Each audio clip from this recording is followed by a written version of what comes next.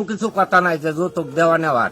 তখন আজকে কাবিনের সময় এই ছেলের বাবা চাইতেছে আমার গাড়ি দেওয়া। আমি গরিব মানুষ বাবা, আমি গাড়ি করতে দিলাম, আমার তো গাড়ি দেওয়ার মতো সমর্থন নাই। ওখানে এই যে আমার এই কাকার লগে কইলাম, কাকা কইতাছে না গাড়ি দেওয়ার কথা নাই, গাড়ি দিতাম কি আছে এটা আমরা দেখতে নেই। সেটা কি বিয়া ঠিক হওয়ার আগে কি এটা কথা আছে না গাড়ি দেওয়ার? বিয়া দেওয়ার কথা উকিলের সাথে ঘুষ আর যৌতুক এই দুইটা মানুষ কি হয়ে দেয়? খুশি মনে দেয়। কারণ বেজার মনে যদি দেয় তাহলে তো খবর আছে। আপনাদের চট্টগ্রামের জনপ্রিয় গুনাহ, তাই না? সিলেট চট্টগ্রামে একটু বেশি হয়, সারা বাংলাদেশেই হয়, কিন্তু এদিকে একটু বেশি হয়।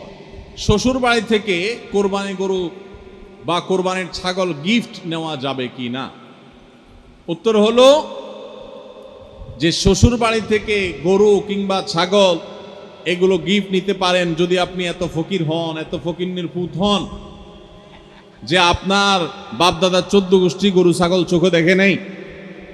তাহলে সেক্ষেত্রে আপনি গরিব হলে, এই ফকির হলে যদি ভিক্ষা চান শ্বশুরের কাছে, আর শ্বশুরের আল্লাহ অডেল সম্পদ দেয়, দয়া করে মায়া করে খুশি মনে যদি দেয়, বহু যদির পরে আপনার এই গরু হালাল হতে পারে। কিন্তু আমাদের সমাজের সচরাচর এই শ্বশুর বাড়ি থেকে কোরবানির গরু ছাগল দেওয়ার যে প্রচলন আছে, এটা যৌতুক হিসাবেই দেওয়া হয়। আর এই যৌতুক হিসাবে কোরবানির গরু ছাগল শ্বশুর বাড়ি থেকে নিলে সেটা জায়েজ হবে। আপনি বলবেন হুজুর ফার্নিচার নেই নাই তো, মোটরসাইকেল নেই নাই তো, নগদ টাকা নেই নাই তো, আল্লাহর রাস্তায় আল্লাহকে খুশি করার জন্য বিসমিল্লাহ আল্লাহু আকবার বলে জবাই করার জন্য কোরবানির গরু নিছি ভাই, এটা কেন হারাম হবে? তা আমার প্রশ্ন হলো যে আপনি কোরবানির নিয়তে, কোরবানির উদ্দেশ্যে যদি গরু চুরি করেন সেটা কি হালাল হবে না হারাম হবে? নিয়ত কিন্তু ভালো, কোরবানি করবেন খালেস নিয়তে, এই জন্য করছেন কি গরু চুরি, হালাল হবে না হারাম হবে? কোরবানির নিয়তে গরু চুরি করা যেরকম হারাম, কোরবানির নিয়তে শ্বশুরবাড়ি থেকে যৌতুক নেওয়াটাও কি হারাম? হ্যাঁ, যেটা বললাম ওই যে শ্বশুরের অঢেল আছে, তিনি খুশি হয়ে জামাইকে দিচ্ছেন, গরিব বলে না, অনেক সময় ভালোবাসা দিয়ে, তো সেটা বহু যদির পর জায়েজ হতে পারে, কিন্তু কোন অবস্থাতে এটা উচিত না। থাকলেও শ্বশুরের দেওয়া উচিত না। কেন দেওয়া উচিত না? কারণ এটা রীতিমতো একটা প্রতিষ্ঠিত যৌতুকে পরিণত হয়েছে। আপনি যখন দিবেন, সমাজে একজন গরিব বাবা তিনি দিতে পারবেন না, তখন তিনি সুদের টাকা নিয়ে হলেও মেয়ের মুখ রক্ষা করার জন্য দিবেন। যে সমস্ত ফ্যামিলিতে ছেলের বউকে কোরবানির গরু, কোরবানির ছাগলের জন্য চাপ দেন, আপনার জীবনে গোশত এত কম খাইছেন, এত গরিব মানুষ আপনি। আমি এর আগে সিলেটে বলেছিলাম ইফতার প্রসঙ্গে, আজকে এখানে বলে যাচ্ছি, যাদের কোরবানির গোশতের এত টান পড়ছে, তল পড়ছে, তারা ছেলের বউ পুত্রবধূকে এটার জন্য পিড়াপিড়ি না করে, তার বাপকে বাধ্য না করে আসুন্নাহ ফাউন্ডেশনের কাছে দরখাস্ত লেখেন। আমি দায়িত্ব নিয়ে বলতেছি, আপনার মতো ফকিরকে দেওয়ার জন্য আমরা গোশত কালেকশন করি। প্রতি বছর আমরা শত শত গরু ছাগল সারা দেশে জবাই করি। আপনাদের এই চট্টগ্রামে, সাতকানিয়াতেও আমাদের গরু ছাগল জবাই হয়। আপনি যদি এলাকার মানুষ হন আর এত গরিব মানুষ হন, তাদের সাথে যোগাযোগ করে বলেন যে হুজুর আপনারা আল্লাহর হস্তে আসুন্নাহ ফাউন্ডেশন থেকে গোশত না দিলে আমি কিন্তু শ্বশুরবাড়ি থেকে আদায় করব, তাহলে আপনাকে আমরা ঠিকই গোশত দেব ইনশাআল্লাহ। তাহলে আল্লাহর হস্তে ভিক্ষা করবেন, সেটা অনেক বেশি আপনার তুলনামূলকভাবে উত্তম হবে শ্বশুরবাড়ির থেকে যৌতুক নিয়ে গরু ছাগল কোরবানি দেওয়ার চাইতে। আল্লাহ তাআলা আমাদেরকে বুঝার তৌফিক দান করুন। এই যৌতুকের বিরুদ্ধে আমাদের সংগ্রাম করতে হবে। অনেক ফ্যামিলিতে আছে যে বলে যে আসলে আমরা তো চাই নাই, আমার শ্বশুরবাড়ি থেকে বা আমার ব্যয় হিসাব খুশি হয়ে দিছেন, জোর করে দিছেন, আমি নিতে চাই নাই।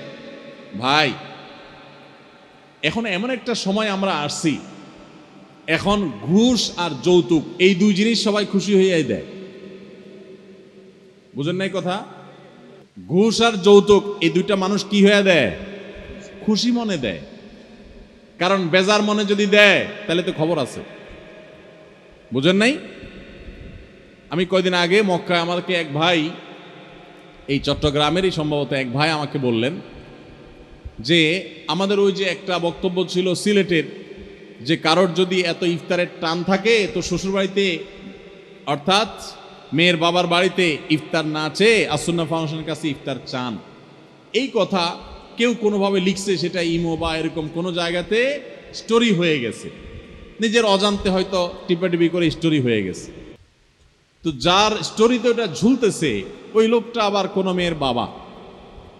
তো সে বেচারা মেয়ের শ্বশুর বাড়িতে খুব ধুমধাম করে ইফতার আইটেমগুলো কিনে কিনে পাঠাইছে মেয়ের সুখের জন্য। তো তার ব্যয়সাবরা ইফতারের আইটেমগুলো যখন গ্রহণ করতেছে, একই সময় তারা আবার দেখছে এই লোকের ইমোতে আমাদের ওই কথা লেখা যে ইফতারের তল পড়লে ফাউন্ডেশনের কাছে ভিক্ষা চান। তখন তারা ওই ইফতারের সবগুলো আইটেম নাকি ফেরত পাঠাইছে, সত্য ঘটনা, সবগুলা ফেরত পাঠাইছে। বলে যে আপনারা একদিক দিয়ে ইফতার দিবেন, আবার আরেক দিয়ে আমাদেরকে অপমান দিবেন ওই লোকের কথা দিয়া, এটা তো হয় না। তো আলহামদুলিল্লাহ, ঠেলায় পড়ে হোক, ইচ্ছায় হোক, অনিচ্ছায় হোক, যৌতুক সেটা ইফতারের নামে হোক আর কোরবানির নামে হোক আর খাট ফালাঙের নামে হোক, এটা আলহামদুলিল্লাহ বন্ধ হচ্ছে। এটি আমাদের জন্য সান্ত্বনার বিষয়, আনন্দের বিষয়। ভাইরা আমার, যারা মনে করেন যে খুশি হয়ে ব্যয় হিসাব দিছে, খুশি হয়ে ব্যয় হিসাব দিছে, কেন আপনার ব্যয় হিসাব আমার দিতে পারে না? আপনারা কেন দেয়? আর মানুষ খুঁজে পায় নাই রাস্তাঘাটে, আপনাকে কেন দিচ্ছে? বুঝতে হবে ডাল মে কোচ কালা হ্যায়। আপনাকে সাধে দিচ্ছে না, ওই মেয়েটার সুখের জন্য দিচ্ছে। জানে আপনি ऐसा ছোট লোক না দিলে উপর দিয়ে কিছু না বলেন, মেয়েটার কষ্ট হবে, তাকে নানাভাবে কষ্ট দিবেন। আপনি না দেন আপনার আত্মীয় স্বজন দিবে, অন্য মহিলারা খোঁচাবে এবং তার মুখটা ছোট হবে।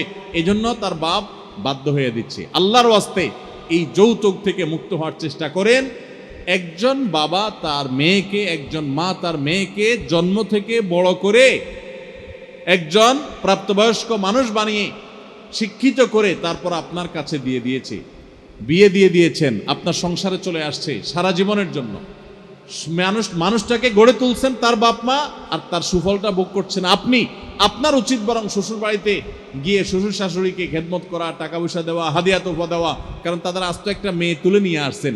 কত বড় ছোট লোক হলে তারা আস্ত একটা মেয়ে তুলে দিছে, আবার সাথে আপনি যৌতুক আশা করেন। এই সমস্ত কুপ্রথার বিরুদ্ধে আমরা সংগ্রাম করব তো ইনশাআল্লাহ। কারা কারা শ্বশুর বাড়ি থেকে গরু ছাগল নেবেন? হাত তোলেন।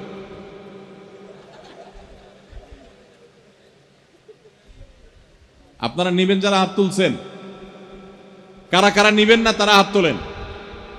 আল্লাহ আমাদের সবাইকে অভিশাপ থেকে বেঁচে থাকার তৌফিক দান করুন, বলুন আমিন।